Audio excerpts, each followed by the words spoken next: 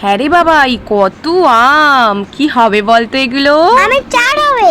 তাই দেখ, এই ব্যাগেও রয়েছে, অনেক আম নিয়ে এসছে।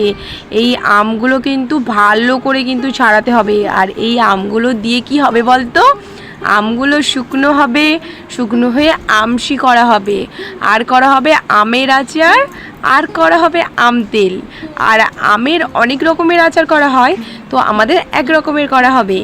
দেখ, আমগুলো খোসাগুলো ভালো করে ছাড়িয়ে নিচ্ছে কিন্তু একদম সাদা করে। ও মামা দেখো না, আমি জলে আম ভরেছি, একটু দেখাও। হ্যাঁ, ঋষিও কিন্তু অনেক হেল্প করছিল আমি যখন আম ছাড়াচ্ছিলাম। আর আমটা পুরো মানে একদম সাদা করে ছাড়িয়েছিলাম। দেখো কত খসা হয়েছে, আমের থেকে কিন্তু বেশি খসা হয়ে গেছিল। এই দেখো মা, আমি 1 গাদা আম ভরেছি, দেখবে? আর ঋষি দেখো এই খসাগুলো 1 নিয়ে গাদা আম ভরেছি। খেলছিল। আর দেখো এইগুলো একদম সুন্দর করে ভালো করে ধুয়ে নিয়েছিলাম।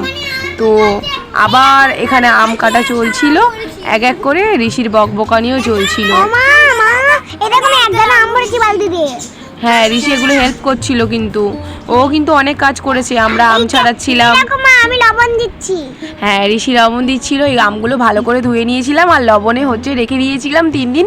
তারপরে শুকনো হয়েছিল, আর অনেক আম তো, তারপরে আচারের জন্য কটা রেখে দেওয়া হয়েছিল, আর টক ডাল খাওয়ার জন্য রেখে দেওয়া হয়েছিল। চলো টাটা সবাইকে।